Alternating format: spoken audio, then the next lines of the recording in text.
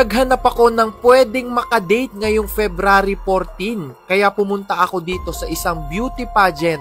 Baka sakaling makahanap ako ng babae. At mukhang may nahanap si Haring Bangis.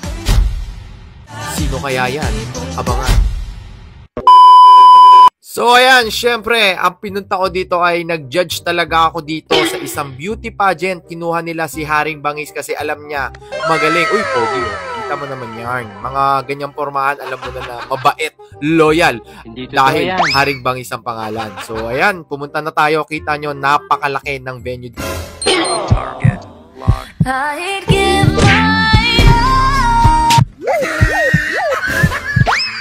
Ito ay Binibining Bulacan, okay? At merong unang babae na nagpakita pero siya ay hairstylist ko. So, ay, grabe naman yung suit na ganyan.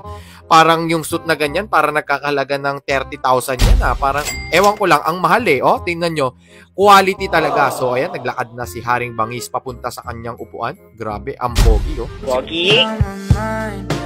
Sigurado, pinagkakaguluhan ng mga babae yan. Sino kaya ang mapipili ni Haring Bangis dito? At si Haring Bangis ay isang judge, kung hindi nyo alam. Isa siyang judge dyan. At syempre, bago magsimula ang pagtutunggali, ay muna tayo, plug ceremony. Bayang magiliw, perlas ng silanganan. At yan na po, nagsimula na at naglabasan na ang napakaraming kababaihan. Kita nyo? At si Haring Bangis ay ngumiti, hindi mo alam kung may napili na siya at napadila pa sa sobrang gaganda ng mga babae dito sa Bulacan. Kaya nagsalita na siya. At napakaraming fans ng bawat isa. Naglalaban-laban sila dito. Ayan, kita nyo, number 34, medyo maganda rin yan, ha? Kita nyo, lahat magaganda dito, kaya medyo nahirapan ako mamili. Pero syempre, titignan natin ang kanilang swimsuit. Ay, grabe. Tinanggal na ang kanilang balabal at ipinakita na kay Haring Bangis kung paano sila maglakad. Kung paano maglakad ang isang binibini. Okay, ayan, kita nyo. Ang mga ngiti nila ay pumupukaw sa aking mga mata. At sino kaya ang pwede nating mapili dito? Sino kaya ang pwedeng makadate ni Haring Bangis? At naglakad-lakad sila patungo at pinakita nila ang pagrampa nila at may nanalo na. Ang nanalo dito ay 3 ang nanalo. Grabe, sobrang lupit. Oh, kita nyo, ang dami nilang fans at nagsisigawan sila dito.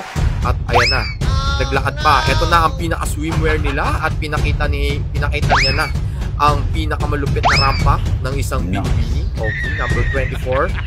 At naglakad patungo sa akin. At ako'y ninitian niya at hinawi ang kanyang buhok. At eto si number 36 ay lumakad ng ganda ng lakad nito. Parang kakaiba. Okay, siguro mapupukaw. O yun, may pahawi ng buhok. Si number 36. So ayan, kita niya, naglalakad. At syempre, tinawag ako. Yan, isang judge na malupit. Haring Bangis. So ayan, question and answer tayo at yan ang tanong sa kanya at maririnig natin. Kung meron ng isang babae na may hahalin tulad ko sa kababaihan ng malolos, ito ay ang aking ina. At kahanga-hanga at biglang may lumabas na isang diwata. Okay, siya po ang nanalo last year, 2023. Siya ang may hawak ng corona. Kung makikita nyo, meron siyang corona. Hawak niya ang titulo ng isang binibining Bulacan 2023 at kumaway siya, mukhang maganda. At eto ang nakapukaw ng aking mga mata dahil ang kanyang lakad ay dahan-dahan lamang at ang kanyang mga ngiti, okay, ayan, ang ganda ng kanyang ngiti. At ang gusto ko sa kanya ay makajos siya at plinayang kiss niya ako at aking sinaluyan. Okay, lagot ka sa akin mamaya. Pagbaba mo, ang sabi kasi nila si Haring Bangis ay, alam mo na, torpe. Pero syempre, inabangan ko na yan sa baba at ayan, hindi ka makakatakas kay Haring Bangis. At syempre, ang gentleman ng isang Haring Bangis at inalalayan siya sa pagbaba kasi nga, baka mahulog ka. At syempre, kung mahulog ka man ay sasaluhin kita dahil hindi kita pababayaan. So, nakapangiti siya. Sabi ko, meron ka na bang ka-date sa Valentine's Day sa February 14? At sabi niya, wala pa. At siya ay pinagpapawisan dahil nakita niya isang Haring Bangis. Kaya syempre ganun tayo ka-gentleman. At sinamahan ko siya palabas at ako'y kinakabahan din dito at sana matuloy ang aming date.